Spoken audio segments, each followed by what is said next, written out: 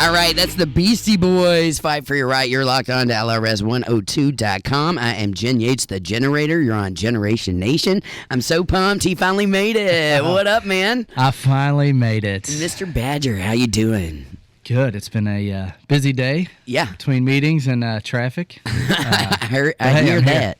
Yeah, Broadway can be a nightmare sometimes. Broadway, 2nd Street. Yeah. I'm an Indiana boy, so crossing the bridge is always a good time. What part of Indiana? Jeffersonville. Okay. All right. Gotta love that. I used to play the Kingfish over there all the time. And Spring Street. I worked up and down Spring Street a lot, you know. Yeah, it's there's a lot of good places popping up over there now. Yeah, Jake Badger, I want everybody to know you do a lot of cool things for the community. You're also a drummer, aren't you? Yeah, I beat around on the I saw skins that. a little bit. I saw that. We're going to talk all things drums because you know I'm a professional drummer. That's what I do. Heck yeah. Yeah, that and this radio show. So, yeah, you've got all kinds of really cool things going on. We met technically today when you walked in this building. That's true. Yeah. Yeah. But also we met through my den mama, Miss Elaine Hardwick. Oh, yes. Yeah, I don't know if you know she's my den mama. I call her my den mama. Well, I've known Elaine for a long time, and I tell you what, she's been one of the best people that I've ever met in my life. You know, anytime I have stuff going on that's heartbreaking, I go to her. She's been through all the band drama. She knows everything about everything going on in this community. She sat on the board of Murph for 10 years, as well as the Kentuckiana Blues Society board. Mm-hmm. So, you know, if I'm hungry, I call her and she feeds me. You know, she's one of those types. She's just a staple in this community for musicians. So we technically kind of met through her. She was telling me about your entertainment group, Badger Entertainment, and said, man, you got to have this dude on your show. So I was like, welcome on LRS. Yeah, thanks for having me, and appreciate. She's been sharing my posts all the time with the new production house and with. She's good like that. Badger Entertainment, everything. She's been spreading us across the board. Which you came in camouflage, North Face camouflage. I can't see you. And a hat that says Whiskey Jam. Heck yeah. Which I'm not allowed to drink whiskey. Do not let me drink whiskey. Well, it's never too early to start. Well, no, you don't want me. I'll be out here cussing everybody on Broadway, acting a fool, going to jail. You know what I'm saying? So I can't do the brown liquor. I love bourbon, but I cannot. In my 40s, I can't do it anymore. Some people, it makes them mean. And dude, it's my detriment. It really is. It's my detriment. And I see the pattern, you know what I mean? So I'm trying in my 40s to break the patterns. I hear you. And to advance onto a higher plane. And that's what I want to do. So, Jake, how did you get your start in music? Let's start there. Oh, man. Well, it started when I was a kid, beating on pots and pans. Hey, same, man. Instead of drumsticks, I had spoons and forks, and dragging all the Tupperware out and driving my parents nuts. Mm-hmm. But it really did your parents play? No. Actually, I had a couple uncles that played guitar, but I think my dad might have played around a little bit, like in his younger days, but nothing to the caliber where he's like playing shows or anything like that. It was completely new to me. I always had an interest in the drums. Actually had a stepsister who was taking drum lessons when I was in like 4th grade. Mm-hmm. She showed me the basic like 1-2 beat. Yeah. And I just started mimicking that and listening to all types of different music and trying to pick up on what different sounds were. And and eventually I kept adding a little bit to it. And I played my first song, and then the rest is history. The rest is history, or herstory, as I say it on my end. Yeah, I like to say herstory. By the way, we also have a female drummer that's going to call in around 3 o'clock at the top of the hour. Awesome. Just to give us a little few-minute interview on, there was a documentary that was just released called The Beatkeepers, Women of Rhythm, that I'm featured in, that premiered across the world. It's on Amazon Prime. You can download it. Really? It's actually, they put it up on YouTube for a hot second, but they obviously want you to pay to watch it. Yeah, for sure. But it features Todd Schuckerman, the drummer of Styx, is in there. Nice. The drummer of Chicago's in there. The drummer of Three Dog Night is in there. There's a lot of awesome female drummers in there as well, all over the world. And they're talking about gender roles, whether gender roles play an issue with drum set players. So it's a fascinating thing. I have to check that out. Yeah, we premiered it in Nashville in late September. I went down there and had to sit on a panel and talk about drums and all this cool stuff. Dan Schinder was on there, who's founded Drum Talk Television. Awesome. Yeah, and there's a lot of really cool people involved in that project. But they also took it out to L.A. and premiered it last weekend, and then this weekend they're premiering it in Philadelphia. So it's premiering like in different places all over the country right now. That's awesome. Yeah, so she's going to call in, and she's from Bermuda. Oh, nice. Yeah, so we've got people listening in Bermuda. Hi, y'all. Yeah, so we've got lots of drummers on the show today. All three of us are drummers. Yeah, Heck rock and roll, man. So that's super cool. And eventually you started a band, right? You're in a band called Revival. Yeah, so... Tell me about that. I had a band called Wildwood. We played around for about 5 years. John Hager and I, we've been jamming for a long time. We wrote most of the music for that, recorded an album, had a great run with that, and then we kind of parted ways. I went with Jericho Woods. Oh, cool. Toured with them for a little while. And then John had hit me up, and we talked about just recording some unfinished songs that we had, and that eventually led to Revival. And we brought some friends in. Lineups changed a little bit here and there. But now we have a stellar group, just a complete blast playing with these guys. We have Allison Bray, who was on The Voice. Yeah. Eric McEwen, Justin Collenberg. Yeah. I know all those names, yeah. They're such great players and even better people and friends, and it just makes it so much easier when everybody is a family and gets along. I talk about this a lot. Bands are family, Absolutely. and man, when they break up, it is a detriment to society. It really is. It affects so many people that you don't even, you as musicians, after the show, we talk and we see people all the time, right? And they're always coming up to us, and they know who we are, even if we don't remember who they are. Not saying we mean to forget, but sometimes I see so many people in a night that I forget names. I was at the Murphfest 2019 broadcasting live, and not broadcasting live, but emceeing the show on Sunday, and I was just bombarded by people. And thank God I had my best friend Omika was with me, because he was like taking numbers and stuff, and I'm like, now who was that again? Now who was that? Because there's so many coming up to you, and they all know you. You know what I'm saying? But you may not know them, so you don't understand how many people you touch with your music, until like you stand back a little bit and something happens, like a band breakup, or you start putting out records, and they're like, people are still contacting me over all the records I've done over the years with bands and stuff, and saying, hey, I just heard this song. I might have put it out like 15 years ago, and they're like, I just heard this song and it just really moved me, and I listen to it every day, and and I'm just like, wow, really? You just don't know, you don't understand. We see so many people and rub elbows with so many people in the public eye, that it's hard to keep track of. Right. But bands are family. I always said that. And when I started at 13 playing. I'd been playing since I was 3. My dad was a professional drummer, so he had already toured. He put me on a kit by the time I was 2, so I don't have any memory of a child at all without a drum set involved. You know what I mean?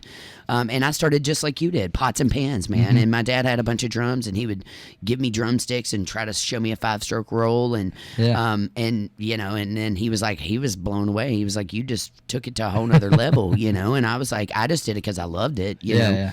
Trust me, I'm not going to pack around 300 pounds of equipment everywhere I go if I didn't. You know what I mean? Yeah. That is the truth. Yeah, drums are a lot of equipment, man. When I first started playing, I wanted as many toms and as many cymbals as I could get. Was this the 80s or 90s? No, let's see. It was probably, I guess, late 90s, early 2000s. Because, I started, like I said, I started playing, like, actually making some kind of sense. And when I was probably 5th or 6th grade, 7th grade, I started playing in middle school, and played drums in high school, like doing. Do you do marching band? I started out doing marching band.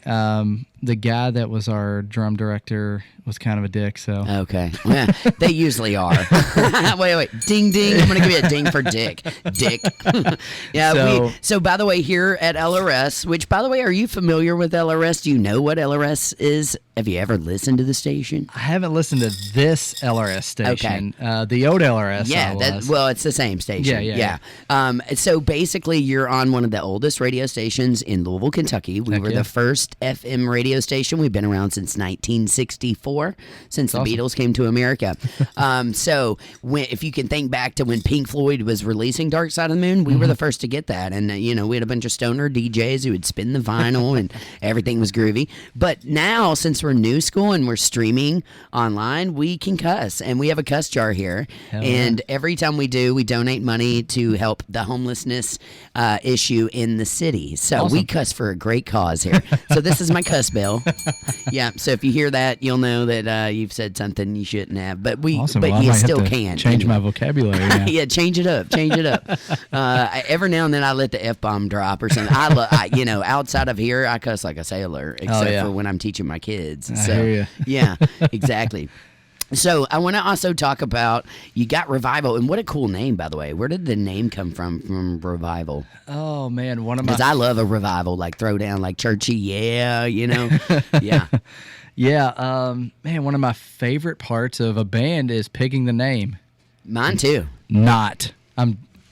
Worst part ever. It is the worst part, other than I always laugh and say, as soon as you get the website up, that's when the band breaks up. Yeah. Or as soon as you order the business cards, that's when the band breaks up. As soon as you do a photo shoot. Right. Somebody leaves or somebody gets herself fired. You can't talk to me about anything I don't know concerning that, because I literally have been in like 30 to 40 bands. And maybe even more, because I'm more of a side player. Yeah.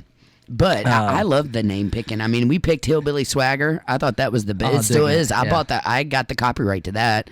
You know what I'm saying? Like, nobody can touch that with a 10-foot pole, or I can sue them. Yeah. And before that, Femtronica was pretty cool. I like that. It's like two females doing electronic music, LGBTQ. Femtronica. Yeah.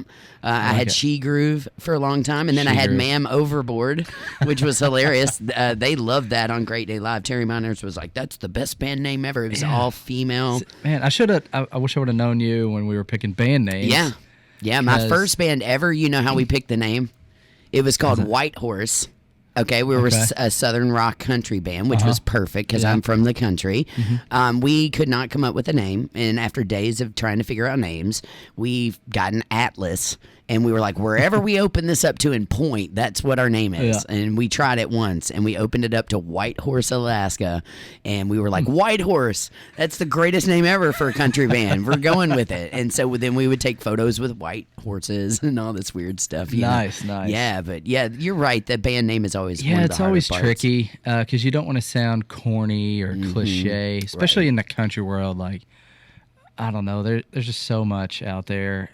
That's why I want to market Hillbilly Swagger. I'm like, every redneck in this country will buy something that says Hillbilly Swagger. I want a T-shirt right now. I'm working on it, man. I'm working on it. Trust me, she wanted a clothing line. My best friend, who that was my project with, passed away a year ago on Halloween.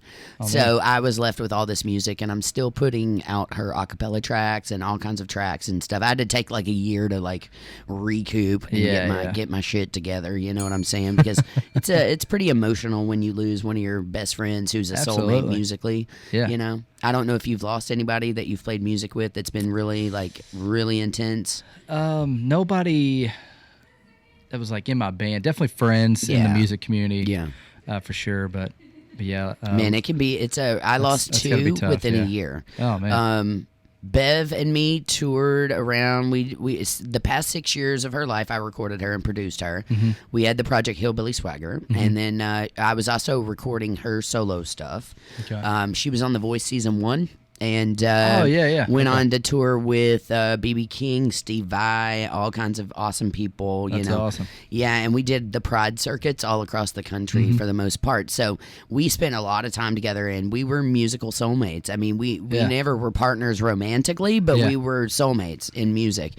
And writing was magic with her. That's awesome. And recording was magic with her. And I'm so proud of those tracks when I go back and I hear her a cappellas that I've been working on. I've been working on pulling her vocals vocals off of the songs and just releasing her vocal track from the studio because they're so amazing. That's awesome. With her harmony track, she would always give me her main track and then a high, mid, low harmony, and then sometimes she would give me a reggae. She had a reggae dude that she loved to like. We called him Shabby. I was like, "Can Shabby give me a track?" You know, and it doesn't even sound like her. But anyway, DJs can take those now and remix them into things. So I wanted to get them out there so they could do that. But you know, man, I lost her, and then in my all-female band, Ma'am Overboard, I lost my bass player of 12 years last year to a head-on. Well, no, this year to a head-on collision on 111 coming from the boat. Oh, I hate that road. Me too, and we lived together for the past, 6 months or something like that before it had all happened. So it was a really sad thing to go through to have all these awesome bands around town. And we were like, the female band was like the party band around town, doing all the cover band circuits like the Levy and the Kingfish and all the Chow Wagons and State Fair, all that stuff. But yeah, man, talk about like stabbed to the heart. I was like, what am I going to do with all this music? I feel like I'm the producer to the spirits right now because I've got 3 people who have passed that I'm editing their music and their tracks. And I'm like, oh my gosh, it's really emotional thing to go through. Oh, I guarantee it. Yeah. But enough about me. Let's get back to you. Revival, super cool. What was the other project you want to talk about? You had that, there was a third project in there. Yeah. So Revival, so it's going. We got that going. So I started up Badger Entertainment. Right. And tell me a little bit about why you started Badger Entertainment. Because with Wildwood and Revival, I had always been the one that kind of handled the business side of things. I learned early on in my playing that drummers are a dime a dozen. Good ones. Guitar players are a dime a dozen. It's a dog eat dog business. You got to find different ways to make yourself valuable. Correct. I always say you have to be a hustler. I have made my living for the past 12 years at nothing but music. That's awesome. So I can speak for a lot of things, but teaching is my breadwinner. I mean, I make $100 an hour teaching music to children, but it took me many years of doing that to build my resume up, to build my name up, my image up, in order to continue to do that. If I didn't have teaching, I would not be able to sustain a living in music. Yeah, sure. Because gigging is not going to pay your bills. Nor do I care anything about gigging anymore. Hardly. If I get a great offer, then I'll do it. But at this point, it's either theater pieces or teaching. You know what I mean? Or focusing on other avenues. You have to hustle in the music business. Right. There's no other way around it. Yeah, you just have to. You have to open up other avenues of a revenue if you want to survive in this business. I mean, just because there's so much out there now, everybody can record, everybody can do that. It's such a different business than it was 15, 20 years ago. Yeah. But I wanted to make myself more valuable. I think it's constantly changing. Oh, absolutely. I mean, it always is. It's like technology. It's going to always change. It's ever evolving, and and there's just so much. It's kind of like, I compare it to golf. Like, you can never master it. You can just be good at it. I say that a lot. You'll never, ever, ever master music. You won't. You might think you did. Even Mozart, we might think did, but he still didn't know every song out there. You know what I mean? There is, and I try to teach my kids this.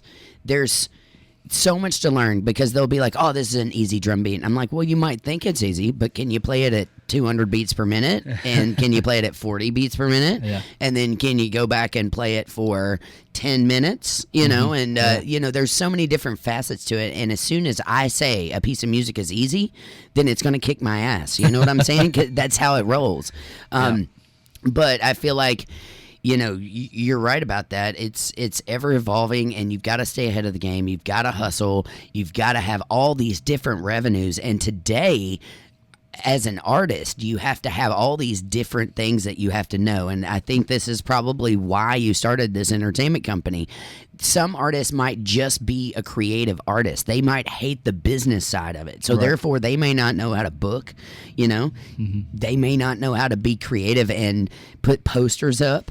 They might not know how to promote. They might not understand that they need an image and a look, you know what I mean, on stage. Yeah. There's so many different things. They may not have a clue about how to make a video or how to get their stuff recorded, because that's very expensive. Yeah. And like you said, anybody can record today, but have they studied it? You know what I mean? To make it sound great. Absolutely, yeah. Yeah. But I also feel like in the music business, and Jack White says this all the time, if we're going backwards now in the music business, and that's because we've hit a peak of you can go to a multi-million-dollar studio. I've been in them and recorded, and get the best sound possible. That doesn't mean your song's going to be great. Right. You know what I mean? Because it really does start with the song. If the song's not great, then the recording's probably nobody's going to care. Absolutely. But I might sit over here in my garage and record with like a 4-track that goes backwards, old school ways, and come up with something brilliant, and people might go, wow, we really love that. You know what I'm saying? Yeah. So we've gone backwards in the recording industry, I feel like. Yeah. And like you said, anybody can sit at their house and record if they know what they're doing and they've studied up. Yeah. And I love to produce. So the recording side of music and the creative side of music are my two favorite sides. I love to write and be creative. It's my therapy. But at the same time, I love to produce. I've produced American Idol. I've produced voice artists. I've produced a lot of cool stuff over the years for people. I'm producing right now one for Griffey Town. Have you heard of them? It's it's Katie Renee and Rebecca Osborne. It's Joan Osborne's sister. Okay. I'm producing a spiritual CD for them, so I've been recording them a couple tracks here and there, getting some stuff, and then of course I have my Kentucky Beatniks project with Nick Payne, who's my brother, man, and and we're trying to. I constantly like to just keep the projects rolling, and I like multiple projects. I feel like you have to do that if you're gonna. Make it, you know what I mean? Yeah, if I don't have 9 irons in the fire, like I don't know what I'm doing. And I think that's most musicians. There's a famous quote out there that says, musicians do what they do because when they don't do it, we go crazy. And it's true, we go crazy. We have to constantly be stimulated. You know why I think that's my theory on this is when you get on stage, there is a high like no other. Right. All right. You can take every drug in the world, and I have most of them, trust me. But it's nothing like getting on stage and feeling the feeling and the emotions and the nerves that you have when you're in front of people and they're paying attention to you, and especially if they're really liking what you're doing. There's no high like that. So we go from our mundane lives with normal emotions to being on stage and it's skyrocketing. And then when we come off stage and we have downtime, we're like, what do I do with all this energy? That's my theory on it. Yeah. So we have to constantly be stimulated because music stimulates every area of your brain other than smell more than anything else. Interesting. It is. It's a true it's a true statement. Yeah. Yeah. If you think about it, if you walked in here and smelled a certain smell, that can trigger a memory back to when you were a kid, when you smelled like your grandparents or something like that, right? Music does the exact same thing. And obviously, when you're listening to a song, it can trigger you back to when you were a kid. It can trigger you back to the first time you heard that song where, or a moment in your life that was really important where that song was playing. It triggers everything. So, music is such a fascinating subject because it does so many positive things for the body and for I use it for therapy. I also teach a lot of autistic kids and stuff like that, so I've seen it change their lives for the better, and I'm always trying to bring awareness to that and be like, I have a guy with brain cancer I'm going to go teach after this interview, and he's in his late 60s, and all he wants to do is play drums and talk music, and if I can make his day by going over there and spending an hour with him and doing that, then that's what I'm going to do, because I feel like that is giving back to the community. Yeah, for sure. There's nothing that'll make you feel better more than jumping behind the kit for an hour and just having at it. I agree, man. And anytime I'm sad, that's where I want to be. I want to be back behind that kit just wailing, Or if I'm angry, back behind that kit, get the anger out. It's a positive way that we can function in this society. Drummers are a different breed of animals. We are. Very true. Yes, we are. And we like to be stimulated all the time. Our brain needs that constant stimulation, because when not, if we're just, in a downtime, it's hard to calm that down, and that can lead to a lot of other like negative things in life. So, what better way to keep us busy than behind a kit? Yeah, for sure. Yeah. So tell me, is Revival are you all like more of a cover band, or are you more of writing original kind of stuff? We do both, but our main focus is our original music. Good. I love that. John and I have been writing songs for several years now, and we've been working with Jordan Haynes over at Early Grace, and he's done a phenomenal job with us. When you get to work with people who, like, I'm a drummer, so I'm not like, hey, this is an A or this is a B, you know, whatever. I'm over there like humming stuff out and air guitaring it, and then my guys can pick up my horrible translations, and bring them to life. And Jordan's the same way too. Being able to co-produce some stuff with him, and there's nothing better than you hear something in your head, and when you take what you hear in your head and actually lay it out, bring it to life, and people are like, oh, this sounds good. Yeah. Like, I call them my babies because, okay, so when you're writing, from the moment you start writing, whether it be lyrics or melody lines or beats or whatever, that is like it's a child. And what you're going to do is you're going to carry it to full term. Absolutely. Because it's going to change and grow over the process of recording changes it, writing, arranging changes it. By the time you've got it mastered, that changes the sound. And then by the time you put it out, then it's a full-grown adult at that point, I feel like. And then other people can take it and listen or not, or enjoy it, and hopefully enjoy it. But, when I write music, I never write with the intention of, oh, God, I hope people like my stuff. I literally write my life and a lot about my personal life. And, and I take from everyday experiences. I write down notes in my phone. I always carry a journal with me. I physically write stuff down because, one, I can't remember anything these days. I hear but two, I'll go back, and when I'm in the writing creative mode, I'll be like, okay, let's pull from all the stuff that I've written, that I've written down. And, and I'll go back and read my notes, and I'll be like, oh, Louisville has a lot of baggage. Oh, that's a great line, or whatever it is at the time. Most of the musicians that come in here say they use their notes on their phone to write. Yeah. Do you do that? My notes in my iPhone are my life. Yeah. Like, if I didn't have that, we should play a game later, and I'm going to have you pull up, like, just a couple. Because Jackson Swain was on here, and we both pulled out our notes because it's a fun little game to play with musicians, and go, okay, I just want you to read like 3 out of the, whatever kind of notes you got. Just give me one liner. Like, what'd you write down? And sometimes it'll be crap, and sometimes it'll be hilarious and awesome. Yeah. But yeah, it's a fun game to play with musicians. It's kind of like a Jimmy Fallon game, where they read the mean tweets or whatever. Yeah. I love that show. Oh yeah, I love that. Yeah, and his drummer Questlove. I mean, gosh. Oh my God, one of the best. Yeah, I know. I bought one of those Questlove kits, and it's one of my favorite kits. Heck yeah. If I don't want my big set and I don't want to drag out like a lot of equipment, depending on the venue. If the venue's really small, I'll bring out the Questlove kit. Yeah. And mic'd up, it sounds amazing. I guarantee it. He's one of those guys, like, a kick, a snare, and a hi-hat. Like, that's all you need. The stuff he does with that, I mean, he is the groove master. He really is. With the pick in his fro, man. Yeah, you gotta just love so him. Chill, just doesn't, just not a lot of emotion, just up there and just kills it and doesn't need a lot. There's a lot of drummers like that. Charlie Watts, along the same lines. You never see him make a face or smile or nothing, man. He's just back there with the Stones, just grooving his ass off. You know what I'm saying? Yeah. But yeah, you just got to love him. And, if you're a drummer, I feel like you have to study certain drummers along the way. Yeah. Like everybody goes through their Neil Peart phase, Right, yeah. Every drummer goes through their Bonham phase. And Charlie Watts is kind of no different than that. I'm a big fan of Gadd. And I'm a huge fan of Tony Williams, who who was with Miles Davis for a long time. He's the jazz cat. I mean, that guy is just mind-blowing. Yeah. There's so many great drummers out there today. And I mean, gosh, do you see these memes? Not the memes, but the videos of the kids. Oh, yeah. I'm like, holy crap, did you see the one of the young girl who's like throwing it down to like yelling and yeah, she was all, wow, it's all tribal and stuff, you know what I mean? There's, I watch some of these kids play and I'm like, what am I doing? Exactly. I do the same thing. I'm just going to sell my stuff. You know, I know, no shit, right?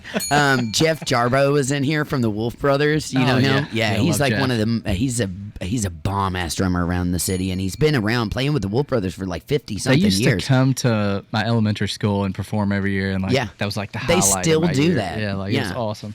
So he was telling me, he was like, man, he's like, my wife Anita is always like, hey, dude, you've been playing for 60-something years. Why do you don't need to practice? And he's like, do you see this? And he pulls up his iPad and he's like, do you see this kid right here playing Led Zeppelin note for note? And he's 4. He's like, that's why I practice. It's like Tony Royster Jr. I mean, he started out as one of those kids, and it's just unbelievable. Yeah. I'm like, what are these kids going to be like? He's when a they're prodigy. My age? Like, same with Tony Royster, of course, who tours with Jay-Z. I forget who all he tours with, but it's all the big hip hop artists. Yeah.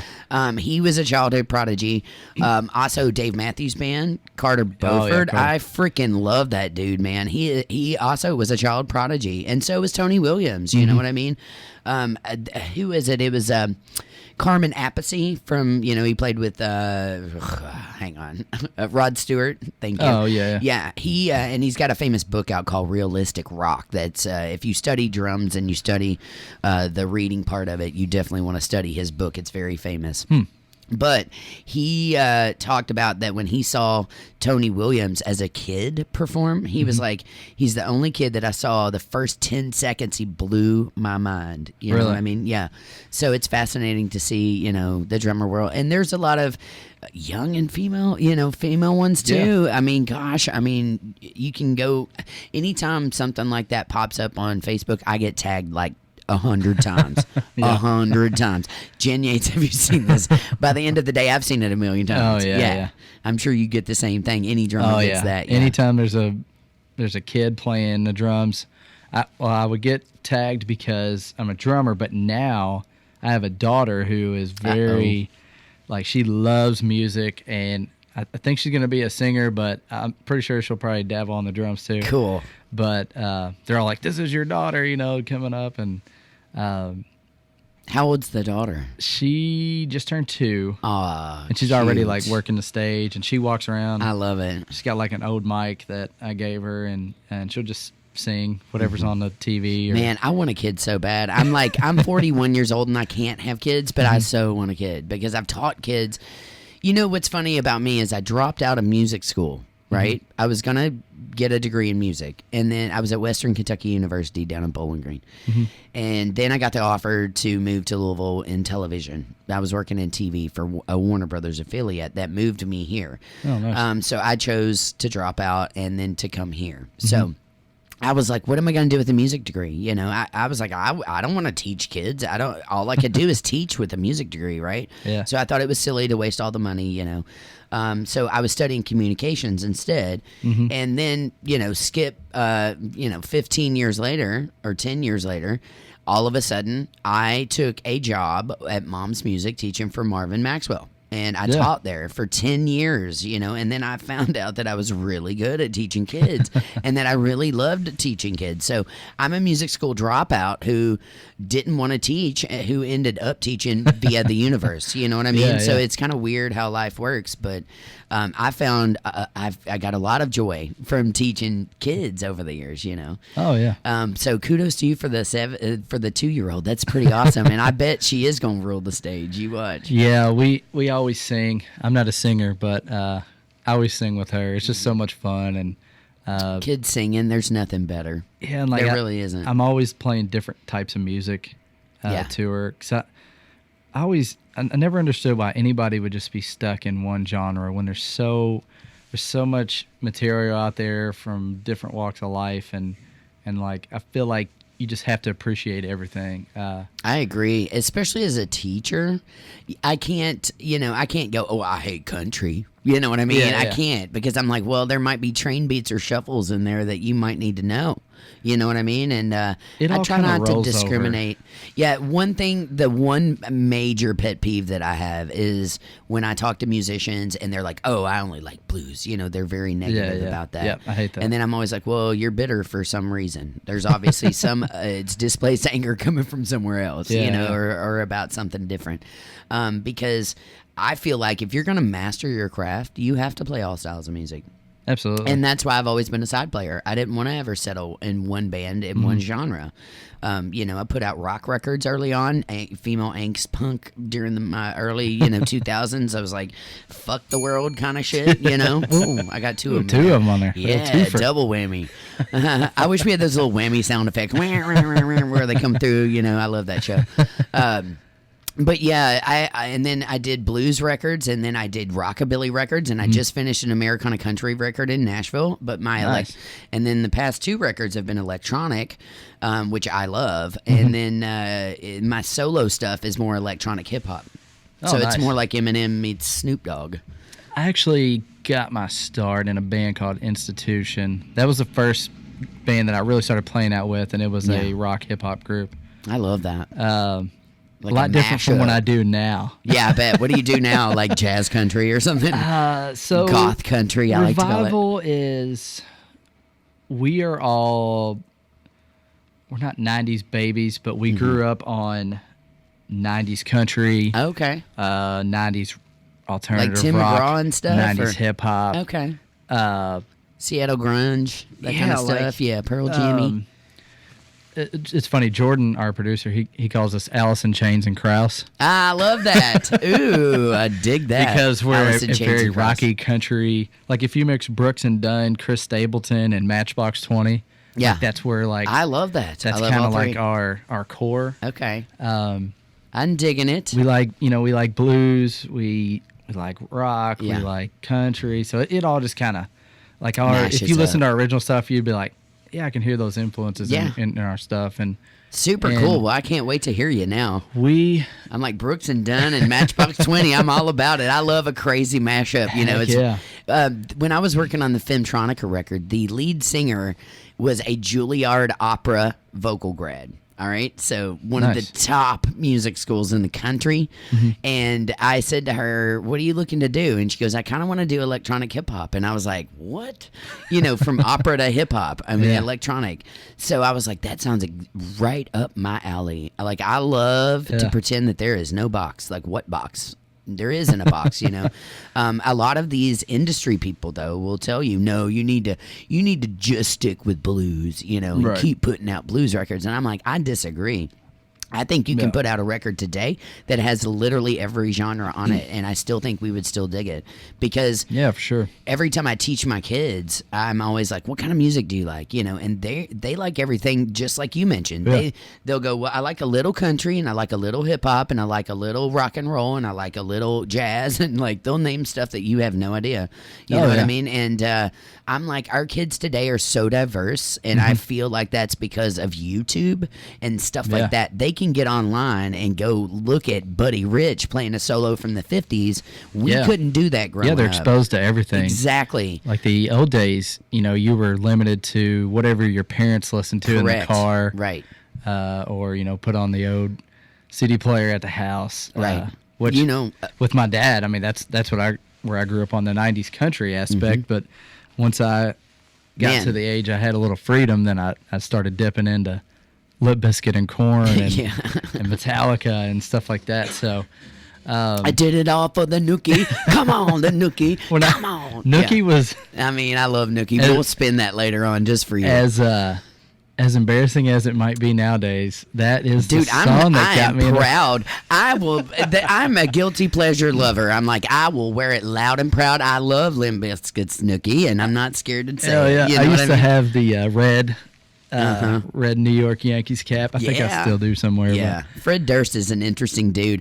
I was going to tell you, I was working in country radio in the 90s, so I know all Okay. about it. And my first gig ever was opening for Tim McGraw in the 90s. So, Hell yeah. Yeah, and then I grew up in the land of the Kentucky Headhunters, so I grew up with yeah. those guys. I ran Greg Martin, the lead guitarist show for years in blues radio. So I was highly connected to country, but also my dad was a rock and roller. I was birthed in Hendrix and Cream and, all those psychedelic bands in the 60s and 70s. Yeah. That's what I loved playing to. One of the first songs I ever learned was Frankenstein by Edgar Winter. Oh, nice. On drum set, like that was a lot of studying and whatnot. But I love a mashup like that, and I think it's really cool that y'all you don't discriminate between the two. Yeah, when somebody's like, "What kind of music are you all?" We're like, "We're us." Yeah. We don't try to pigeonhole our music into a certain corner. Same thing. People are like, "What kind of music do you like?" I'm like, "I like a good song. I don't care." Like I like it all. What the label it right? Label it a good song is a good song, man.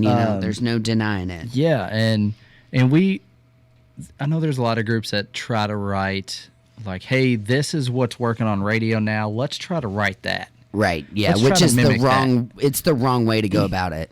We have just been the kind of band that, with John and I and Wildwood and Revival, we just wrote whatever we're feeling. Yeah. That's what you should do. What we're going through, what we're experiencing. John is one of the best songwriters I've ever worked with or met. I mean, the dude is just like, his creative mind is scary. Yeah, I love a creative mind. It really turns me on. If they've got a creative mind, I'm like, oh yeah, here we go. Yeah, and when we can sit down and start hashing out a song, I'm not a big lyric guy. I throw lyrics down here and there. I'm mainly like an arrangement and kind of the, drummers are really good for arrangements. I mean, because I think we understand, measures, we understand beats per minute, we understand things that maybe other people aren't super versed at if they're not trained. I wanted to ask you, though, a little bit about your creative side of that, because I love to write. Obviously, I've put out 20 or 30 records in my day of different things. But when you write, does he usually start something and then come to you, or do you start something and then go to him, or do you collab always, or do you hear like a lyric first or a melody line first? Like how does your creative process work? I know it's probably different every time, but on a general. I'd say a lot of times he'll be like, hey, I got this line and I got this melody that I'm hearing, and he'll start playing it, and then we'll start building, and I'll be like, what about this? Yeah. What about this? And then maybe he has two parts. He's like, all right, I have this and this. How are we going to mash it? We're going to put these together. Yeah. We have a song called Sunshine, and he had, like, most of the song is like your standard kind of country swing with the shuffle, and then he has this very John Mayerish bluesy part. He's like, I want to put this in the song, and like when I first heard it, I was like, that is two different songs. Like how the hell are we gonna put this together? Yeah. But creatively, you can do anything you want. We did, yeah, and it turned out like you don't expect the song to turn, that way. Right. And it's funny, like I love watching people when they hear the song for the first time, like especially if they're live, because it gets to that, like, oh, country shuffle, and then they're like, oh, what's this? Like, this is new. It reminds me, one time I was in an all-female band called the Dolly Crisis, because we were like, if Dolly heard us, she would think we were a crisis, which we thought was funny. But we wrote this song called Gemini. And if you know anything about Gemini, they're the twins, right? So they're the two complete opposite sides of things. So we were like, we're going to take a folk song and mash it up with metal. And we did. And nice. Because it was similar to the Gemini twins of being complete opposites. And it turned out to be one of our greatest songs, the best songs on the record, I felt like. Oh, yeah. David Bowie does that a lot, where he'll you think the song's going this way, and then he'll throw in some weird key or change up or modulation or something weird. Yeah. And I've seen him be interviewed about that. He was like, again, you can do anything you want when you're being creative, and that's why I love it. Yeah. When you're covering a cover song, some people take it and make it their own, but also a lot of people want to hear those cover songs the way that they're used to hearing it. Right. So you're not saying you can't learn something from cover music, because you can always learn something from music. Yeah. But at the same time, it's like, it doesn't allow you the creative freedom, nor does everybody have that creativity in them. You know what I mean? Sure. There's a lot of musicians out there that just want to do cover stuff because they don't really have that creative bone. Yeah. When it comes to cover stuff, I always try to pay attention to the details. Yeah. Like, I feel like, especially drummers, like, I feel like a lot of times they kind of get maybe lazy with covers and they just kind of four on the floor all the way through and don't really, because they're, if you listen to the record, I like the little details, the little cymbal hits here and there. Yeah, I call it ear candy. Yeah, like the little ear candy. It's the little things that make the song. Little ghost notes. And then when you take that and you kind of put your own little spin on things, where it's finding that balance where you're playing the original, the record, where people recognize it, but you're putting your own little touch on it, so where you're kind of making it your own and finding that sweet spot. Is where you're all about the sweet spot. It man. is. Yeah, everything alive is about the sweet spot. That's right. Yeah. So anyway, but I'm gonna ding myself for that just because it was fun. That was fun. I love sexual innuendo. Well, that's super rad, man. Well, I also want to ask you about. So you start Badger Entertainment, and what is the mission statement behind Badger Entertainment? So when I started out, I didn't know shit about the business side.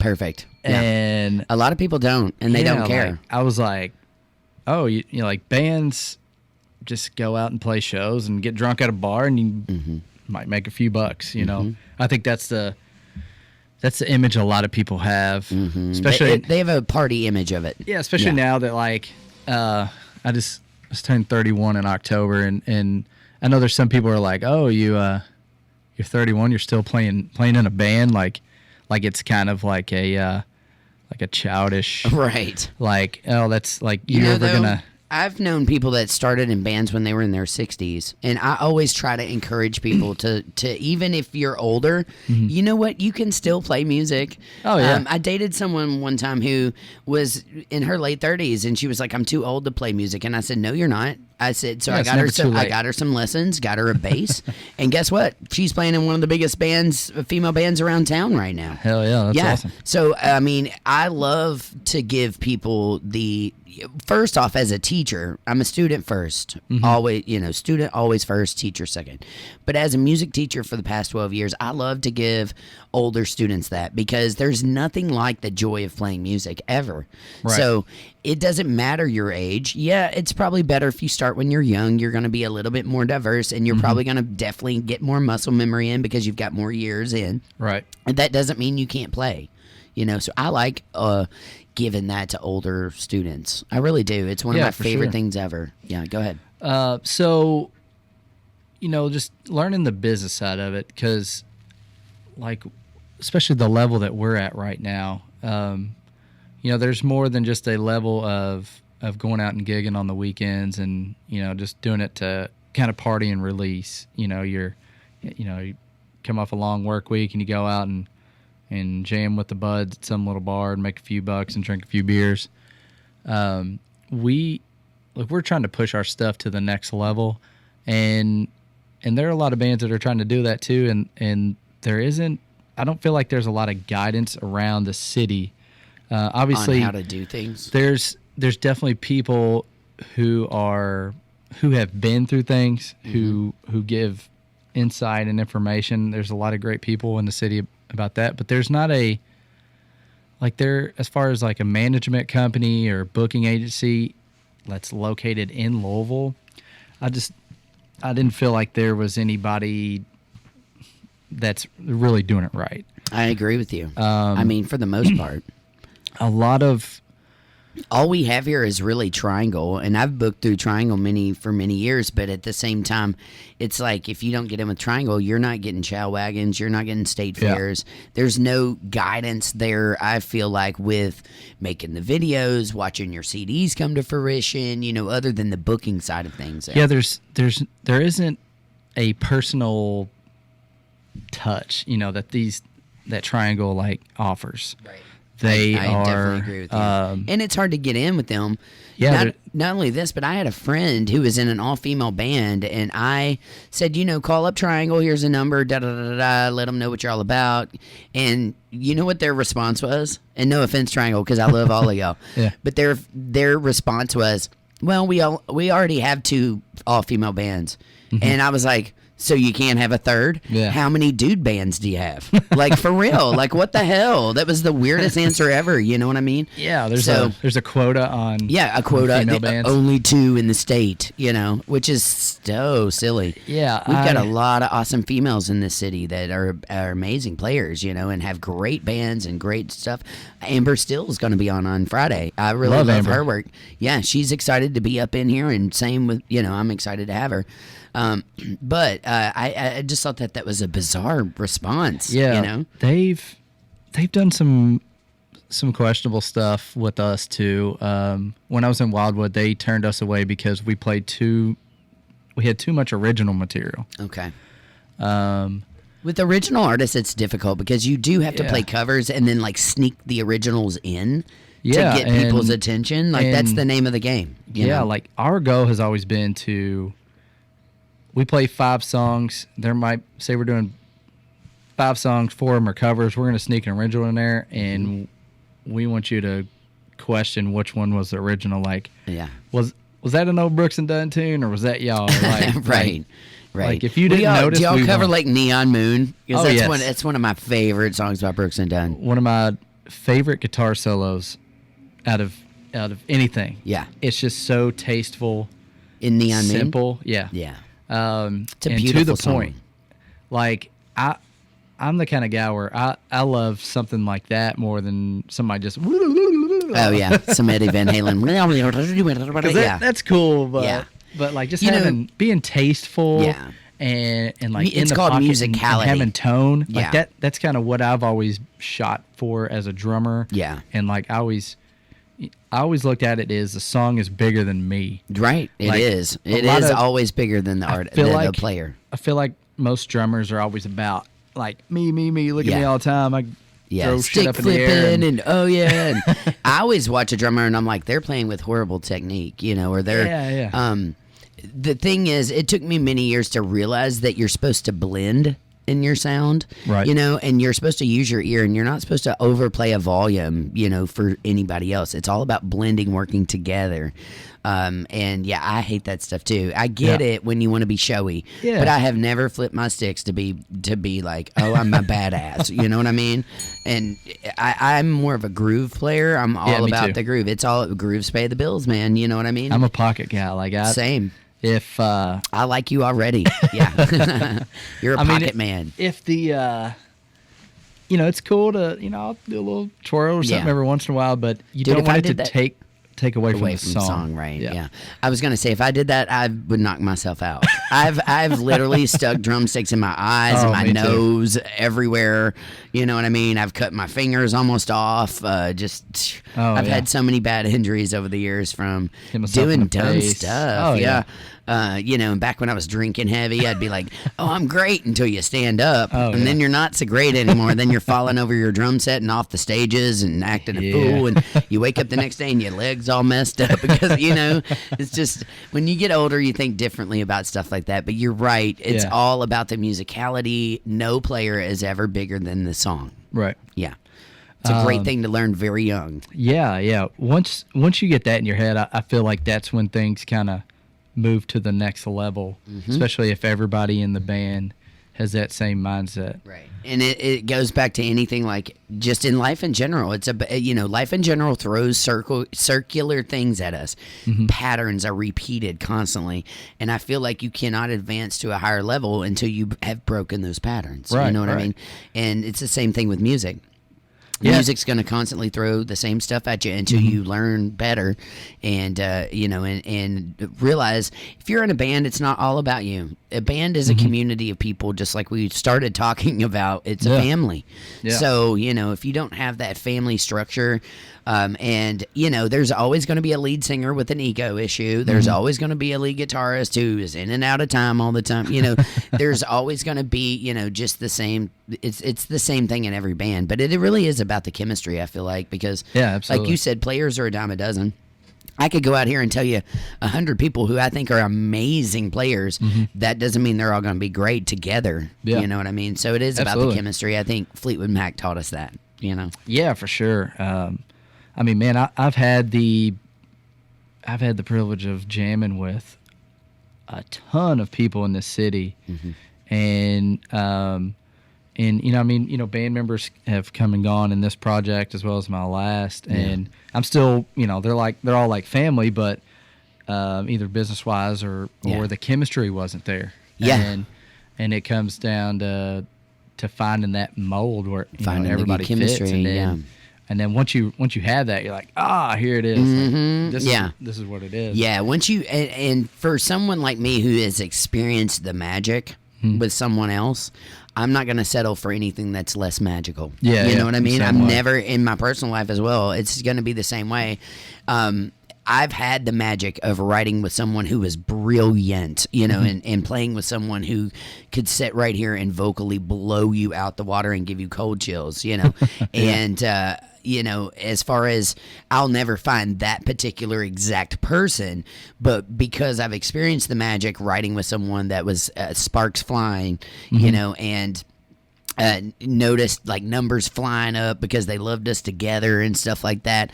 Once you've got that, you just you can't replace it, but you also don't want to go backwards, and you don't want to settle for something less than, what I'm saying? So absolutely, that's how I feel about music right now. It's like I'm not going to just join a cover band that's doing silly stuff. I'm not going to just do a project that I'm not wholeheartedly full heart in to. I'm not going to just side play to make some money. Like, it's not worth it to me. I really want to do better work constantly, and constantly keep moving up the ladder of awesomeness. You know what I mean? Yeah. I mean, it picks up. If you take a step back, then I feel like everything starts to. I feel like I'm only as good as my last project, I mean, yeah, for sure. Maybe that's not so true because I've done records over the past, but you go back and listen to those and you're like, oh man, that was so juvenile. And then, you see your work getting better and better and better throughout life. Yeah. Although I will say I'll go back sometimes every now and a blue moon and listen to something I did in my 20s, drumming wise, all the punk rock, I was throwing it down, and I'm still proud of those damn tracks. You know? I was like, holy crap. I'm really proud of that, I like to do that. And then there's also songs that I go back and I'm like, I could have done better. It could have been produced better. Or, I was sloppy here or whatnot. But I do feel like, my last project was this great, so the next one's got to be a little bit better. I'm always trying to up myself personally, just on a personal level when it comes to my music, and especially my solo stuff. I've got a solo record coming out. Awesome. I've literally written like 40-something songs. I've still got a lot of work to do on it, but I literally am doing everything. And I know music is about the collaboration, but I felt like I collaborated for so many years with other people that it was time to go, guess what? I can do everything I want myself. You know what I mean? I can write it. I can play every instrument. I can produce it. Yeah. And so that's where I'm at right now. I just wanted to do it to prove to myself that I could. Yeah. I wish I actually started taking guitar lessons when I was a kid. I wish I would have stuck with it so I could do more than hum a guitar part, and I could actually be like, hey, this is an A. Or Well, if you study drums in college, which I did, you have to know that because piano is the number one percussion item. And you must. Sure. I teach bells every day. I was teaching jingle bells like yesterday. You know what I mean? And trying to help kids read A, F, B flat, E flat. I'm trying to teach them that. But I started on piano really young. Drums were my main thing, but I started on piano. I played clarinet and saxophone in high school and in college. And I've always done marimbas. I did pit orchestra for a long time. I do a lot of theater. I read fluently. Anything I hear, I can write. So I'm just kind of one of those like brilliant minds when it comes to that. I love the physical art of reading music, so I love to read and write it physically. And I've been around so many great players who were super trained, in theory and whatnot, and just kind of gave me, some piano lessons along the way. So I know enough to know where to go and what to do and use it in a creative sense for the most part, at least. Yeah, for sure. I played in concert ensemble in high school, and the guys that like write out those arrangements and my band director, me and him are still friends to this day, and he's a drummer at heart, but he plays everything.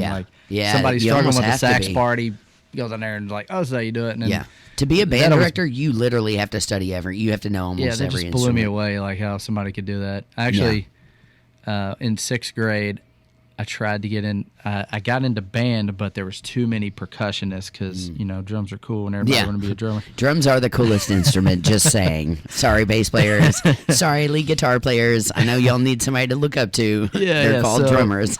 So I got stuck with the trombone. And I love a trombone. And especially with the plungers at the end. They take the mutes. I kind of played a little bit, but I just wasn't motivated because I didn't want to do it. I wanted to be back there, beating on the snare drum and stuff. Yeah, heck yeah. So they put me in the first chair. So okay. I don't know how the hell that happened. I guess it really First chair means you're at the top. Yeah. That's what I thought, but maybe not so much in sixth grade. But but I remember we had a concert and, all the parents come out and I'm sitting there and I couldn't read the notes. Right. But I mimicked. Well, y'all got that that bass cliff, which is hard. Yeah. And I was like just acting like I was playing, and I was just. You weren't really playing. Mimicking. Like you weren't. Wait. You weren't playing, but you were moving the slide. I was moving the slide and mimicking. Yeah. The guy next to me, just matching up to what he did. And I remember one of the parents came up and was like, "I just want to say that I watched you that whole show, and you did such a great job." And I was like, "Thanks." Dude, I wasn't even playing. Yeah, I was laughing because with trombone you're more of a bass instrument, so you have to read that bass clef, which is totally different than the treble clef. So that's the all cows eat grass, Yeah. Thankfully, I was able to move to drums the next year. Cool. Well, listen, Jake, we're going to take a quick break because we're going to have a female drummer call in, and we're going to all three talk about drums and stuff. We're all three going to be just chatting for about 10 minutes or so. Sounds good. Let her tell her story from Bermuda. I'm kind of curious to hear her story, but guess what we're going to kick it in with? Yeah, it's Limp Bizkit. Love it. We're doing it for the nookie, y'all. Stay tuned. You're locked on to LRS102.com, The Walrus. That's Limp Bizkit with Nookie. You're locked on to LRS102.com. I am Jen Yates. Thank you so much for being a part of our hump day here today. And right now I'm super pumped because I have a friend on the line, Catherine Maroon. Are you there? Hey, Jen. Jyneration Nation over here in Bermudaful, where it's beautiful and sunny, mid-70s. Palm trees. Wow. Azure-colored water. Come on over. We need you here. Oh, I know y'all need me there. I'm coming in May, I think. I'm going to try my best to get a plane ride down. I'm on my way right we've now. Invited you over because we've got a big fan club. We listen to your show every day over here, I love y'all. Yay. We want some hillbilly swagger over here. We want you up on stage. And I'll tell you what. I've got my drumming family here with me. I've got Catherine, and Pat. And we've got the spoons because we're hoping that you'll play some hillbilly swagger because we have some spoons. Hit it, girl. Oh. Yeah. Say hi to Jyneration Nation. Hi, y'all. I love that y'all are listening. It's so cool. And by the way, I totally will play some hillbilly swagger for you. Of course I will. Bev would love she wanted nothing but her music to be shared. And she loved it when people would share it online and all that fun stuff. So I absolutely will play y'all some hillbilly swagger. And by the way, just since we're talking about that, I have surprises for everybody. Starting this week, I'm going to release a cappella tracks from our studio work. As you know, all these, these isolated vocal tracks are really big today, and DJs can take those and do other stuff with them. So I've decided that all 28 tracks that we did together, I'm stripping her vocals, just her vocals and her harmony parts off, and I'm just going to release those separately on the internet so people can listen to them, just to keep her memory alive. So, well, surprise. That's a wonderful tribute, and I'll make sure we know all the words so we can sing along when you come over. That sounds amazing. I love that. Thank you so much. And thank y'all for listening in Bermuda every day. I love it. And by the way, did you say you've got Catherine there? The Bermudaful drummers, we've got, and Pat. So we've got, Pat and the Cats. You met us in Nashville at the big launch for Cindy Goldberg's film Beatkeepers, Women with Rhythm. Yes, ma'am. What a night that was. Yes. And then we took the party on from Nashville to L.A. We're still recovering from that. I don't even know if we can make Philadelphia because we're still licking our wounds. Well, I hope you make Philadelphia, but that's why I do want to talk to you all. First off, yes, I met you in Nashville at the public library, and we were doing a panel of women drummers. We were doing a panel as well as a film screening for Beat Keepers, Women with Rhythm, which you can now get on Amazon Prime. You can download it on Amazon. Also, the book I'm featured in, Women Drummers, A History from Rock and Roll to Blues and Country. You can also get that on Amazon.com. So there's all kinds of cool stuff if you need a good stocking stuffer for Christmas. And yes, I've already asked Santa for that book, but I'm going to bring it with me next time I see you because I'd like a signed copy, please, and thank you very much. Well, I tell you what, I'm going to come to Bermuda and sign it right up for you because I need some ocean in my life. Yes, and Catherine, and Pat, they're going to want their copy too, please. I love it. You cracking me up. Catherine, and Pat, you'll get your copy, I swear. And I love all of y'all. Y'all were so cool in Nashville, and we had a great little time there. That documentary is fantastic by Cindy Goldberg. You know what I mean? It is fantastic, and I'll tell you what, it's putting the face of women drummers on the map, and now people are recognizing their styles, their names, and actually it's friend building because I have met so many women drummers that I didn't know they weren't in my circle before, like you. And one of these days, Catherine, and Pat are going to be outside your studio window. All right. We won't be playing the guitar, but we'll be playing the spoons. We're not going to tell you when. We're just going to show up one freaky day. We'll be standing out there. You'll be doing your show, and you're going to see us out there. Well, you've got to book the show. If you're going to be standing outside my window, I want you inside and on the actual show. By the way, well, we'll come in and say hi. You know, we've never been to Louisville before, and I've heard that there's some great stuff going on there. We got to go check it out. Well, listen, ladies, you are welcome to Louisville, Kentucky anytime, and I will show you all around the city and take you out to do all the cool things, and you can be on the radio show. There's so many great things. If you drink bourbon, which I'm not allowed to do, but if y'all drink bourbon, you want to come here because we have the whole, Kentucky is known for its horses, its bourbon, the Kentucky Derby, obviously. Everything that's bad for you, we got right here in Kentucky. If you like to smoke, we're good. If you like to drink, we're good. If you want to gamble, you're good. We've just got everything that's cool and groovy here in the state. Well, we're going to go through the list. It'll be like the alphabet. We'll just keep checking it off. We'll start at A. We'll go down to Z. We'll do a little revival, too. I hope we can check out revival when we're there. And, heck yeah. I love that. Absolutely. It'll be a good time. I also would like to ask a favor. I'm hearing that you guys have some T-shirts, some vintage T-shirts that come available from time to time. We do. And I would love for all the girls to be able to get the T-shirts. Sure. Because we're your fan club over here. I love that you. I've got a fan club in Bermuda. The Walrus. That's right. By the way, yes, the Walrus has been around since 1964, the oldest state FM station in Louisville, Kentucky. So we're rock and rolling, man. And now we're live streaming, and you all can listen to us in Bermuda. I love it. I got fans in Bermuda, man. Heck yeah. I appreciate that, and I will definitely make that happen. I will get y'all some T-shirts, and we'll get you book signed, and I'm coming to Bermuda. Don't think I'm not. I'm coming. Hillbilly Swagger, Jyneration Nation. Let's hear some spoons, guys. Yeah. Hillbilly Swagger is coming to Bermuda to visit, wait, what is it? Catherine, and Pat. And Pat. Now, I have one other little thing that I want to share with you. Sure. You know that I'm a snowbird. A Canadian that lands in offshore for get rid of the cold is called a snowbird, right? You know that. Yes. Canadian Buddhist. So Cindy, the producer of, Beat Keeper, she's also Canadian. Yes. And back on the east coast of Canada, when you want to tell someone to come meet you, this is how you say it. Now, Get ready for this. I'm ready. Drum roll.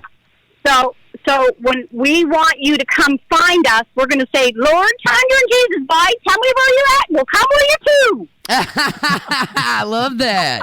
And so that's a Canadian thing? Yeah, but let me say it for you again because I didn't get a bell on that. Oh. Lord, Thunder and Jesus, bye. Tell me where you're at, and I'll come where you're to. I'll give you the bell. I love that. Well, anytime you want to come to Louisville, you do just that, because we got some great spaces here. I can give you all the info of how to, where to stay, and the city's just so cool. If you've never been here, you definitely want to come. It's like a mini Austin or a mini Seattle, and Louisville's on the up and coming. It's everything weird and groovy here, in my opinion. That's why I stayed here. We're going to see you. We're going to see you before the snow melts, because there's nothing that's going to be funnier than watching these Bermuda women in snowsuits making snowballs. And, we got to do that. We got to show them some winter fun. Yeah. Hey, I have a question. Do y'all skinny dip in Bermuda, or do you actually wear clothes when you get in the water? Oh, no, we do skinny dip for sure. Yeah, I'm definitely coming. Oh, yeah. Yeah, and the Bermuda water is some of the saltiest water around, so you get super buoyant, and it's really good for your health. Oh, I definitely need that in my life. Yeah. I mean, what would you do? We call this Fantasy Island. I'm down. Yeah, right? I know. I've got a whole horde of ladies asking me to come to Bermuda and have fun. I'm like, it sounds like a good time to me. Heck yeah. Yeah, as soon as we come on over. I know. She said May, so I'm like, man, I got to get a plane ticket in May and go down. Yeah, I've never been to Bermuda, but I think I would love it down there. I love the ocean. Although I'm a gingy, I have to be very careful in the sun. Yes, my dermatologist says basically be a vampire. Yeah, you know what I mean? Mine too. Yeah.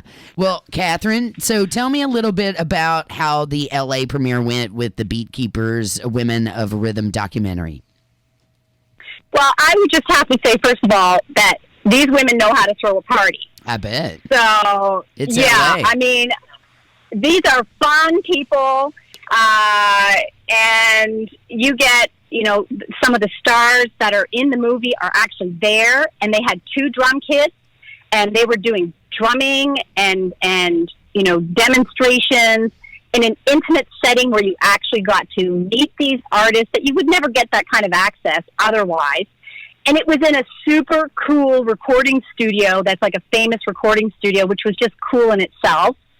And, I don't know. I'm living the life, I got to tell you, to be hanging around these drummy people. They're the best people. It's family. It's just family. It is family. I agree. And I love a drummer. We've got another drummer here in the studio, Jake Badger, obviously joining us today from Revival and Badger Entertainment.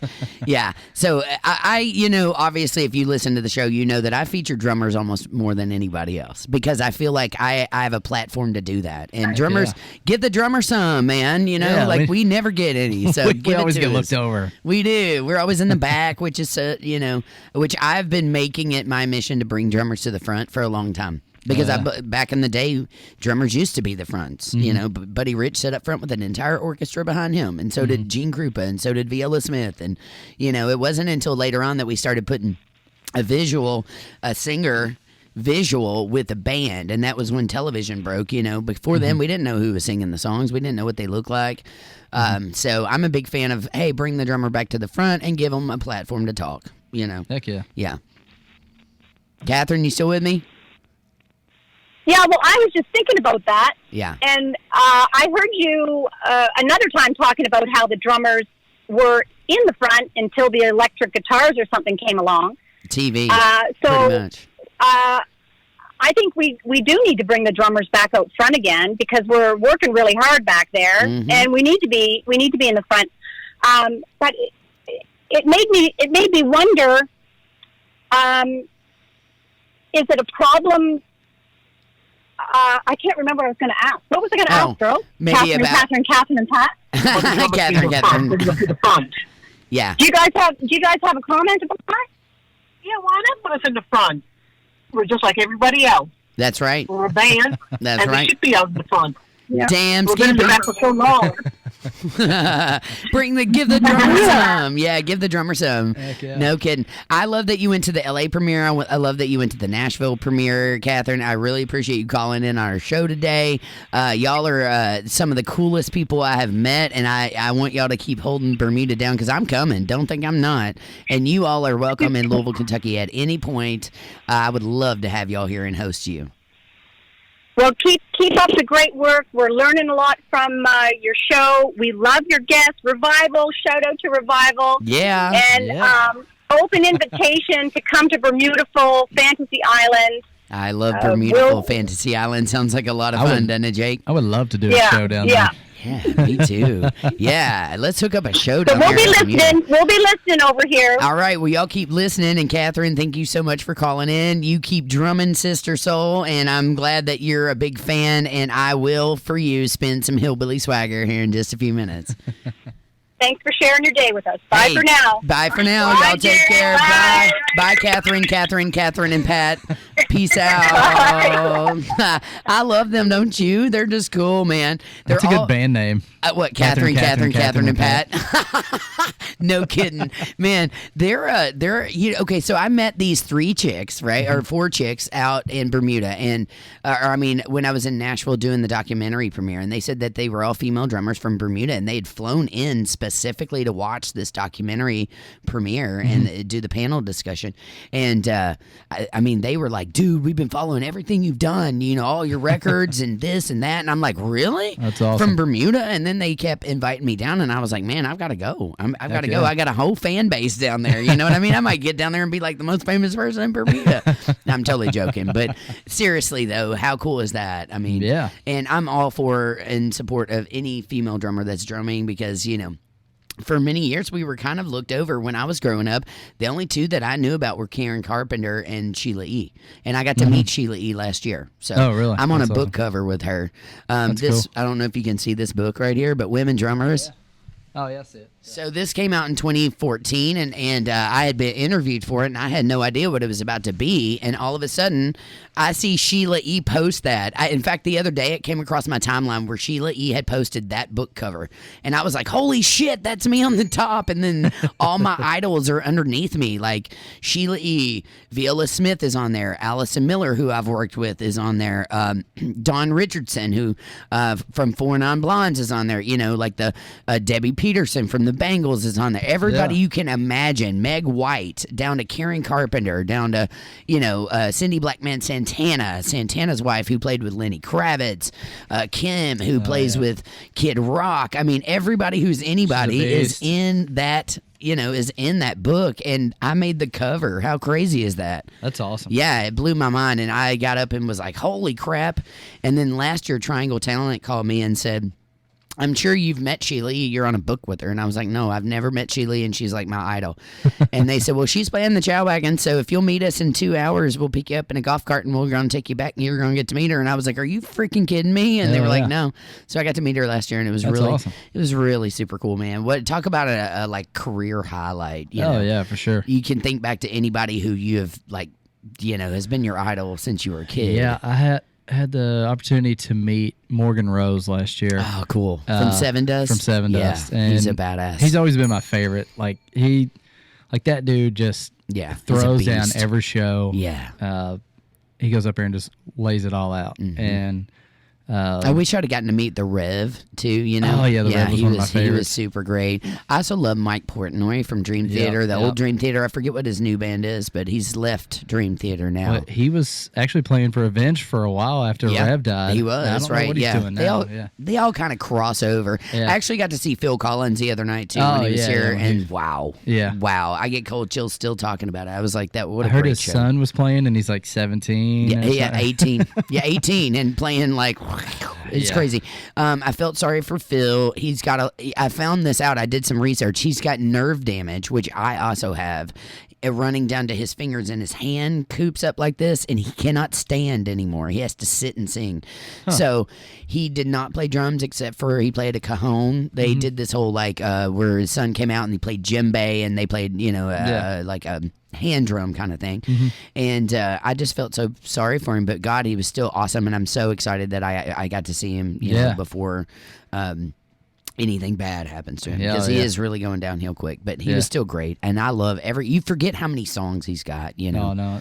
Yeah, and he was a true pioneer of not only drumming and singing, but, and there were people that did it before him, like Don Henley and Levon Helm from the band, but at the same time, you're just like, wow. I mean, this dude, he helped pioneer electronics. You know what I mean? And put electronics and mashed electronics with acoustic kits in his stuff, which is still mind blowing today. Oh yeah. If you go back and listen to like In the Air Tonight, or or whatever it is that you're listening to, and I'm a big fan of his Genesis work too. So he did this whole Genesis I Can't Dance section. is one of my I first love loves. those. You know what? I just heard That's All the other day. Uh-huh. You forget again how many songs they've got. That's All was a great one though, and Invisible Touch. You know what I mean? And gosh, there's just so many that you're just like, holy crap! Oh yeah, I forgot about that song. I forgot about this song. Yeah.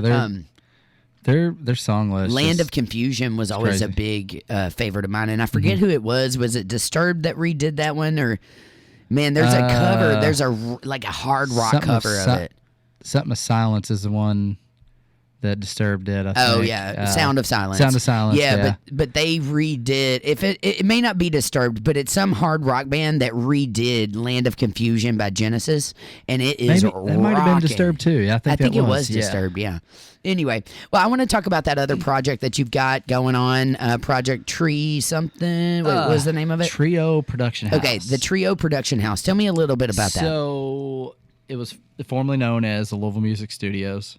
Okay, I practiced there. Yeah. That's out off of Preston? Alpha Preston. Okay. Yep, just off the, 2 minutes away from the outer loop. Yeah, I've used that a lot, those studios. Yeah, so we had been rehearsing there for almost 2 years. And I'll never forget, one of my buddies that we were jamming with was like, hey, we have this, because we were looking for a place to practice. Everybody either lived in an apartment or their house is too small to host a band, or didn't want to piss off the neighbors. Right. So, not to interrupt you, but being a drummer is incredibly hard in that sense. Every time cops get called to somebody's party, I'm like, yep, it's because I'm here. Yeah. You know what I mean? I'm out here playing a drum. Yeah, That's drums. fine. You just can't throw up drums anywhere and without pissing somebody off. It seems like. And, it's the so we were looking for a place to rehearse, and one of the guys recommended. He's like, hey, let's go to Louisville Music Studios. And I always dreaded those places because there's been other facilities around town that offer rehearsal studios, and you go there and the kits are just junk, and the heads haven't been changed in 10 years, and stuff's falling apart, the PA cracks, and so we went there, and like I said, I went there just super low expecting low standards. So I go in there and I was like, oh, this place is legit. Like, nice kit stuff. Yeah, they have a great stage. Everything works. Yep. Stage. Like, this place is cool. So we ended up spending, like I said, 2 years there. And long story short, are they still around or no? So that's what. Yeah. I took over Louisville Music Studios. Okay. We changed the name. Okay, understood. Yeah. So you can still rent the spaces. Is the process still the same? Like, yeah, it's like a 2 hour minimum. Yeah, 2 hour minimum, $25. Okay, that's cheap. And then we do a $25 tech fee. Yeah, because they were having trouble keeping people there to run sound for bands that come in, and they weren't being paid. So obviously we got to take care of people to have them come in and do a good job. So we arrange it to where our tech's in there and get you set up and do a monitor check, and they run through 2 songs with you, and then you're golden. Yeah. And then we have hourly rooms. Okay. Which are all full right now. Yeah. By the way, the rooms are amazing though, and so is the equipment. And I love that back room. We did a chow wagon practice there with LaVon Fisher Wilson, who's a big Broadway superstar. We rented out that last big one, and it's literally like practicing on a huge stage. Yeah. In fact, that stage is bigger than some of the stages in the entire city that you actually will play on. Oh yeah, you know for what sure. I'm saying? Yeah. So kudos to you for doing that. Yeah. So. Trio Music Studios? Trio Production House. Trio Production House. Gotta so get it's on Trio Avenue. Mm-hmm. That's right. It is on Trio Avenue. So right there behind the Speedway or whatever it is. Yep. Right behind the Oklahoma Fire Department. Yep, the Oklahoma where the rednecks grow fire department. Yes. I thought coming up with a band name was hard, and I was like, oh, I got to name a business. Oh, this sucks. You know what I've been doing is my name is JYN. So, of course, my friend Bev named me the Jyneration, Jyneration, and then I named my business teaching kids Jyneration Studios with the Jyneration. Yeah. The show's Jyneration Nation. Mm-hmm. I just keep it's like gender bender, Jyender bender. It's like there's so many ways that I can brand my name. So I've been trying to brand my name as more of business names. It makes it a little bit easier. Yeah, that's what I do with Badger Entertainment because it's kind of like being a politician. I was out there. I was always the one out shaking hands and kissing babies. Me and too. Getting my name out there. Yeah. So I was like, which is rare for a drummer, by the way, but it's smart. Right? Yeah. Like it's definitely not the normal role for a drummer. Mm-hmm. But I felt like I needed to keep my name on it. It made the most sense. Mm-hmm. So plus I have a pretty uncommon last name. Yeah.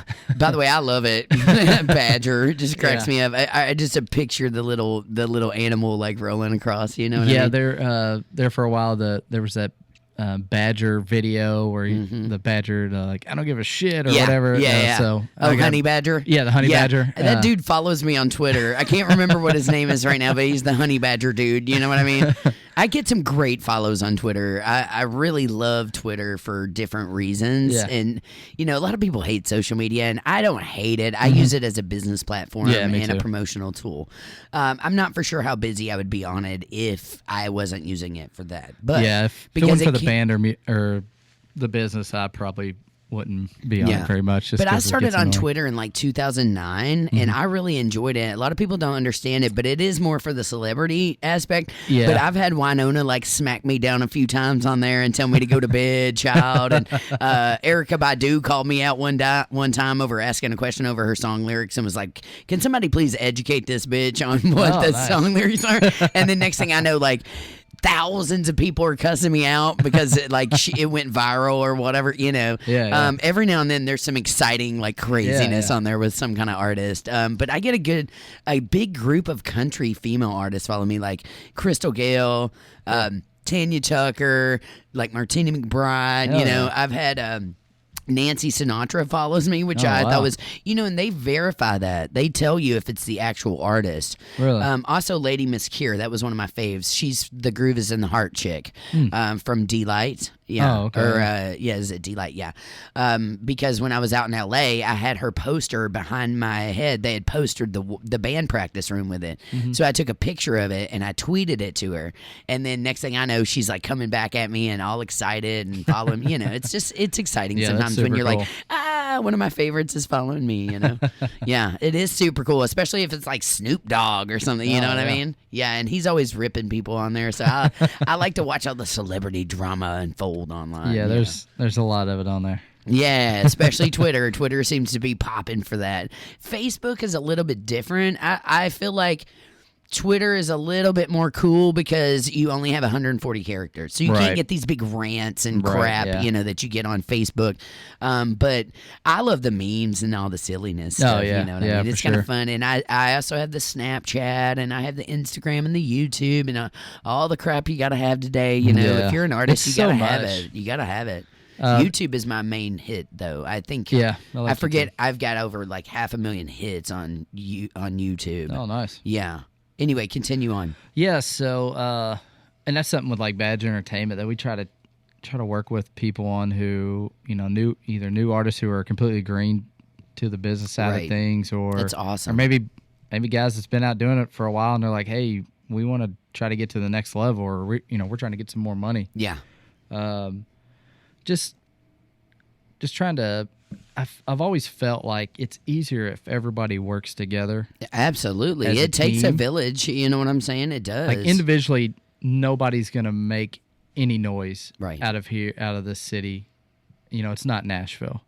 Right. One person isn't going to make noise. But if there's 10 of us coming out of Louisville, eventually people are going to start being like, let's go to Louisville. That's exactly what grassroots is all about. You know what I mean? You've got to start grassroots. And again, you're never going to get anywhere in this business if you're not liked. You know what I'm saying? You can't be an asshole and be in this business. You can't, because people are not going to pay attention to you. And just like every great musician I've ever worked with or great musical director that hires other musicians has always said, I would rather hire you if you're cool and have less talent than somebody who's got a lot of talent but got a major ego. You know what I mean? Sure. So they're like, I would hire anybody who's cool, but you do have to be cool, and you have to be a people person in this business because it's all about getting people to follow you and to come to your shows. Yeah.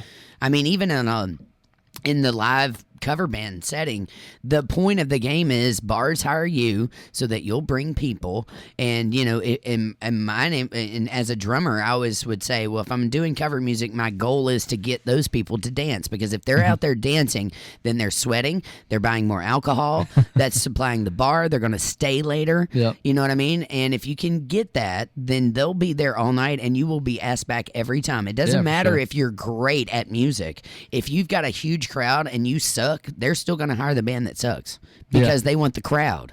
That's the name of the game. So it's no different on a major platform. Mm-hmm.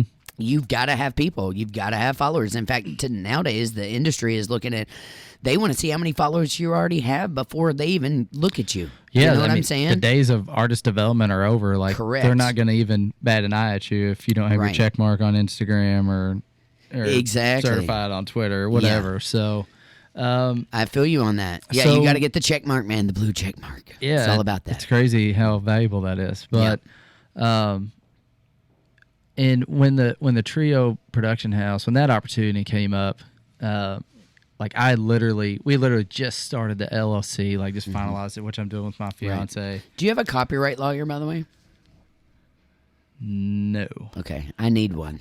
That's what I was asking. I need one too, now that you say that. All right. Well, if you find one, you hook me up and I'll hook you up and vice versa. I'm sure there's some... I have one, but it's in Florida and it's different. It's different than the last thing that I tried to copyright, so it's not the same kind of thing. But you need a copyright lawyer to kind of copyright sometimes your projects and stuff like that.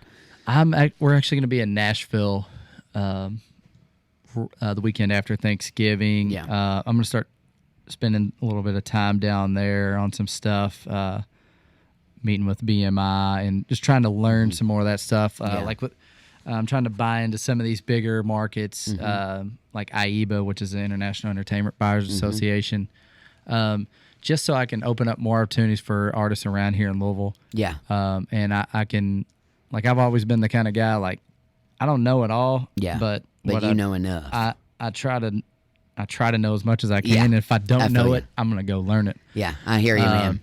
So being able to tie that in with the Trio production house, it was kind of a no-brainer. Yeah. Like, I was like, do I want to take on this responsibility? It's a lot. You got 3 different businesses rocking right there. And I was like, because a band is a business too. Absolutely. Yeah, I feel like you have to look at bands like they're a business. It absolutely is. I mean, there's so many aspects of it that, people are like, oh, it's awesome. You get paid money for playing music. I'm like, no, I don't. I make more money teaching in 1 hour than I've ever made playing music. And I've made up to like $30,000 to go to LA and shit. Yeah, you know what I'm saying? Like, theater is where it's at. Equity theater is where you're going to make money in music.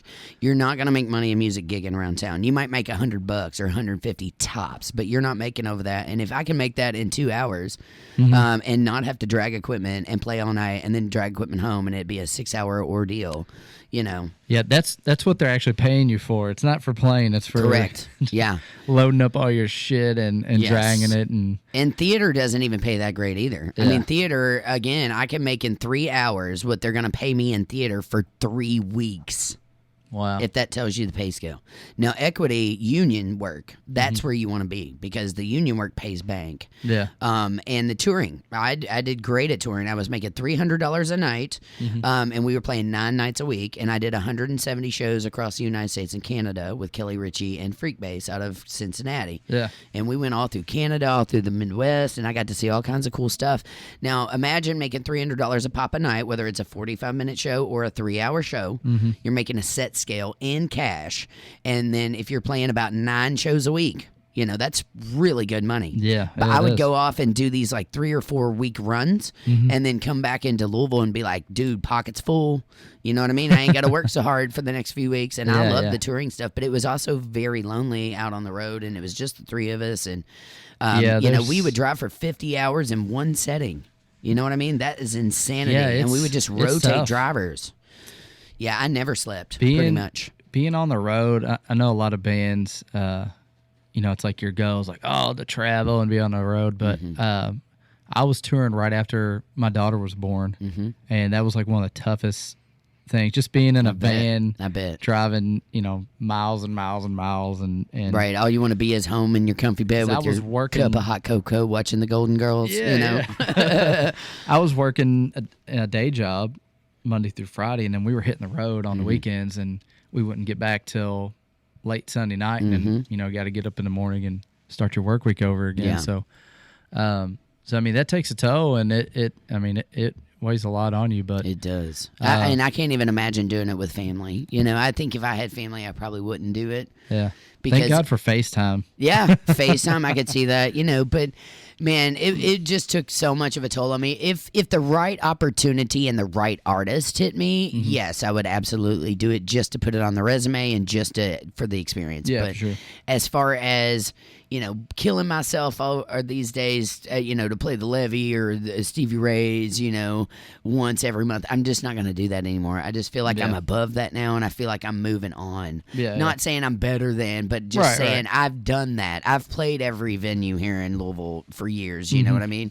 I've even gotten to play the Palace sold out and Kentucky Center for the Arts. So I'm like, done awesome. Louisville orchestra work and all this stuff. And it was just like, it's to the point where now if I don't believe in the project, I'm not going to even touch it with a 10-foot pole. And I want to be more on the creative side and put out records and work on the creative time. And you have to have time for that. You have to have seclusion time for that.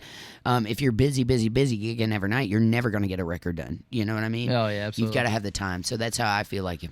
Yeah.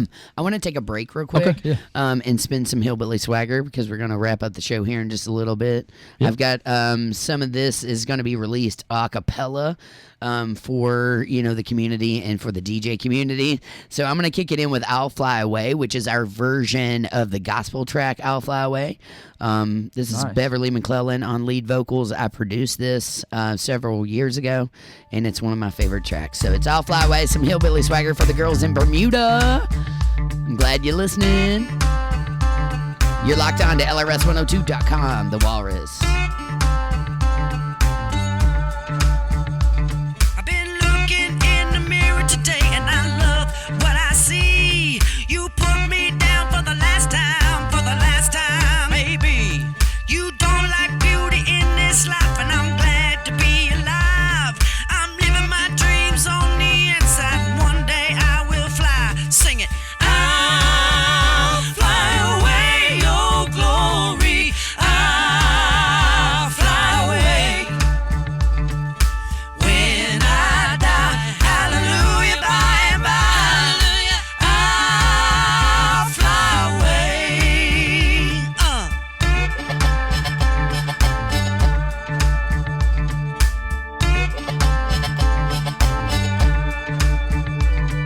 Don't wanna say things you can't take back. Wise enough to know and not to react. Been down so many roads, it's in my soul. A constant battle, a story to be told. There's just one thing that's left to try. Spread them wings, we're gonna watch them fly. Fly, fly, fly, fly. Spread them wings, we're gonna watch them fly.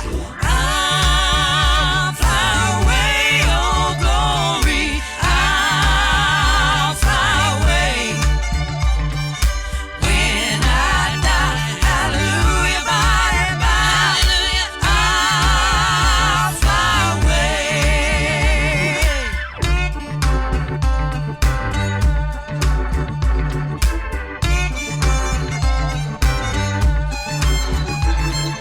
Kentucky, Virginia to North Carolina, down in New Orleans where my Tennessee shine, to the dirty South where the group is laid, or down in the swamps and the Everglades.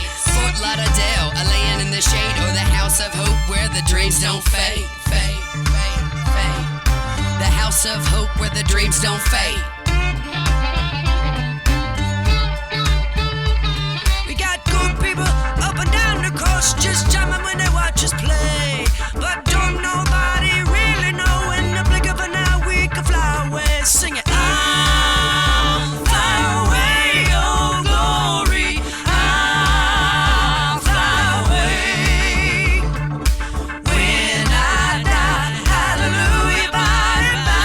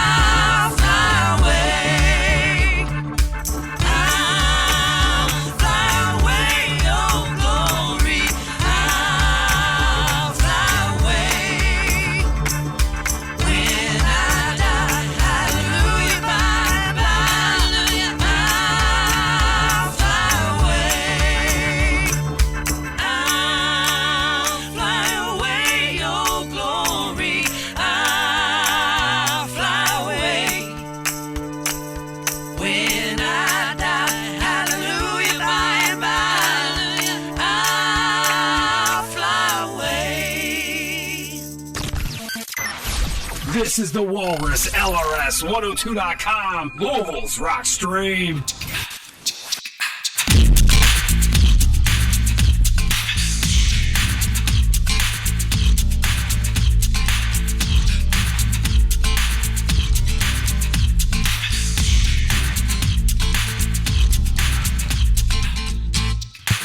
Yeah, keep your chin up and a smile on your face. Pain and love both come from the same place. It's hard to trust love to be my rock. Yeah, and all I can say is, don't talk it, don't say it, don't say it, don't talk it. I'm wearing clean socks, don't say it, don't say it, don't talk it. I'm wearing clean socks. Ooh, she's so mean, she's so mean, she's so mean. Ooh, she's so mean, she's so mean, she's so mean. Take me to the river where you thought I would drown. I washed away the wicked so that I could be found. It's hard to trust love to be my rock, yeah. And all I can say is I am wearing clean socks. Don't say it, don't say it, don't talk it. I'm wearing clean socks. Don't say it, don't say it, don't talk it. I'm wearing clean socks. Don't say it, don't say it, don't talk it. I'm wearing clean socks. Don't say it, don't say it, don't talk it. I'm wearing clean socks. Ooh, she's so mean, she's so mean, she's so mean. Ooh, she's so mean, she's so mean. I'm wearing clean socks. I don't need you, that's what you would say, but we all know you were pulling our chain. It's a trail of lies that you seem to lead. Just give it time, everybody will see. Through the magic ball that's made of glass. Love it, don't leave it, throw it away in the trash. Blah, blah, blah, you know that but don't. Blah, blah, blah, yeah, walk the walk. Don't say it, don't say it, don't talk it. I'm wearing clean socks. Blah, blah, blah. She's so mean, she's so mean, she's so mean. Blah, blah, blah. She's so mean, she's so mean. I'm wearing clean socks. Blah, blah, blah. So mean, don't say it, she's so mean, don't say it. Blah, blah, blah. So mean, don't talk it. I'm wearing clean socks. Blah, blah, blah. Don't say it, she's so mean, don't say it. Blah, blah, blah. That's some hillbilly swagger with clean socks on LRS102.com. Dude, I have to tell you all about that. Guess why we wrote clean socks? Why's that? And by the way, if you want to check it out on my YouTube, we made it a puppet show for the video. We wrote clean socks because when we met, there was a girl that was after Bev, and her name was Crystal Bowersocks from American Idol. And she was a big to-do back then, you know, and she's toured and done all kinds of really cool stuff. Well, I was producing for Crystal Bowersocks. She wanted me to produce a dance club song for her because her kid hated everything that she ever put out because she's more folky. Yeah. And so she was like, I want to do like gay club dance, like something. And I was like, well, you have met the right person to do that. So I started producing for her. And then I started producing for Bev. And then all of a sudden I'm in the middle of this triangle between American Idol and The Voice. And I was like, how did I get here? Well, then I was given an ultimatum by Bowersocks, and she said, if you work with Bev, you can't work with me. And I was really frustrated by that because I had more chemistry with Bev. So I said, that's fine. And I took the loss of never producing the track, you know. And then me and Bev went on to write about 25 songs about her, one of which is called Clean Socks. So if you go watch the video, we made her a puppet, and she's a dirty sock. We ran her sock through like oil, and we gave her little dreads and a little guitar, and we did everything on a miniature scale. So I literally spent like $200 at a craft store, and we made everything from the little disco balls to the little microphones. And then Bev made her puppet, and then I made my puppet. And then we're like ripping her a new one. We were saying we're wearing clean socks, but you're wearing dirty socks. You know what I mean? So it was kind of that was the influence behind that. We literally made a puppet show because it kind of was. And she never spoke to us again, but that's okay. We got a lot of songs about her out there. And I wish her well. It is what it is in the music industry, but that's the beauty of music. You can write about anything you want. You know what I mean? True. And it's not our problem if we feel like you screwed us over. We can write about you. Yeah. There's a song about everything. Yeah. In fact, there's a lyric in there that I always say, oh, shoot, I forget it right off the top of my head now. But basically, it's like, I can still write songs about you, girl, even if you're bitching, and it's the truth because, don't piss off an artist because the first thing they're going to do is probably write a song about you and maybe sing it to your face. Yeah, you know what I mean? Taylor Swift. Yeah. Well, I mean, if you go back before Taylor Swift, I mean, Stevie Nicks was writing about, Lindsey Buckingham in the 70s. That's what every major artist does. Adele writes songs about her personal life. Beyonce writes songs about her life. Mm-hmm. We all write songs about our lives because that's how people relate. That's why we have all this emotion we want to get out and we write about it. As therapy. So anyway, I think every great artist out there writes songs about their personal, Absolutely. Way before Taylor Swift. Everybody just compares Taylor Swift to that for some reason. Yeah, I feel like she just she made it big off of writing about all of her boyfriends. Oh, yeah. That's like the big joke. Yeah, well, that's why I can't get a date because they all see my stuff and they're like, whoa, because a lot of it has we know what's going to happen if we mess this up. I've done a lot of cool stuff over the years, but the recent stuff has been mostly diss tracks. And you know what? No offense, but everybody writes diss tracks. At least I don't name drop. You know what I mean? I'm just saying what I feel. And I write a lot about three ways. Like, I'm always trying to, not three ways as in sexually, but like, a lot of my lyrics are about, I went on a date and then a third showed up or something. I'm heartbroken because I wish this would work out or, just whatever it is at the time. But the last one I wrote was called Bougie because the chick I was dating was very bougie, $200 meals and, fake boobs, fake lips, fake hair, fake eyes, fake lashes, fake everything. And she would get drunk and get in a loop and be like, I'm not bougie. And I'm like, yes, you are, dude. So I literally wrote a diss track to her, and the hook is I'm not bougie, And then I put on a wedding dress and did a whole video where I play my own bougie female. I play the rapper and then the alternate character of the very femme character. Yeah. I had to call my parents and be like, parents, I'm not getting married. This is just for a music video. And it was my 40th birthday. I've released it on my 40th birthday last year. It was my present to the world. The straight femme Jen Yates, the married one, that they always wanted that is never going to happen, basically. So anyway, Jake, that's awesome. Thank you for coming on the show today. I want everybody to know where can they pick up your music? Where can they go check out your entertainment shop? And also they rent the music store and all that cool stuff. Not the music store, but the music rental spaces. Just remind them you got about 3 minutes. There's so much now. So we got Badger Entertainment, Trio Productions, and Revival. We're all on Facebook and Instagram. Revival, you can buy our music on all the big platforms. Cool. Apple Music, Spotify, Google Play, all that good stuff. Love that. We got 2 tracks on there right now. We have Prayed, and our latest single is Miss You. We have some new stuff coming out here towards the end of the year. If you are a local band, I don't care what you play. Maybe you don't have a band. You're looking for a band, and maybe you just want to rent out a room to beat on the drums for a little bit, not piss off your parents or your neighbors. Or the neighbors, yeah. Or go to jail or get the cops called. Yeah. Or you want to bring that. Maybe you just bought a new guitar and you want to try it out and crank it up to 10. Yeah. If we have the place for that, it's called Trio Production House. It's your one-stop shop. We have guitar repair. Chip, my buddy. Chipper. Chip Adams.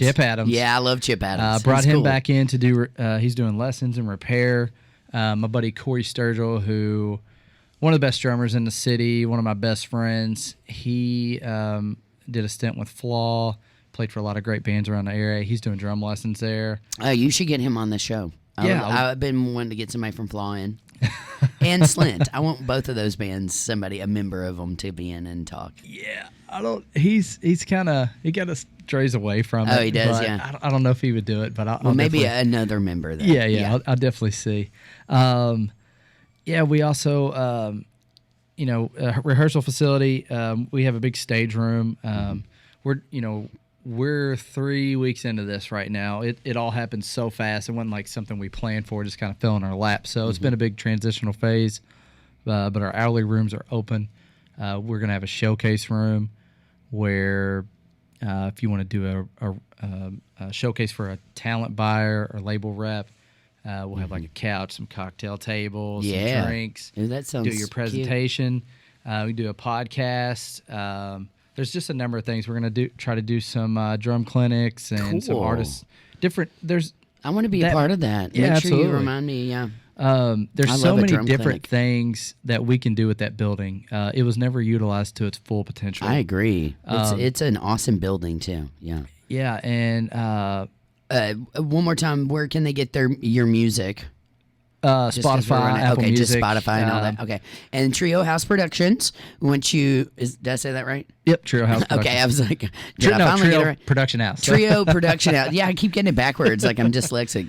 It's all good. Trio Production House. Check them out if you need to rent studio space. Also get guitars fixed, all that good stuff. It's basically your one-stop shop for music, everything, rentals. And bring your band there, whatnot. You can even take lessons there. It sounds like. Yep. And then also Badger Entertainment. Check that out online, and also the band Revival. Jake, thank you so much for coming in on the show today. Thank you so much for having me. It's been a pleasure. And y'all need to stay tuned. Tomorrow I have Chris Hartman of the Fairness Campaign in the studio to talk everything fairness and LGBTQAI+ around the city. And we're also going to have more female drummers calling in later on this week. And on Friday, we have Amber Still. So tune back in. Have a happy hump day. And as always, y'all keep it groovy.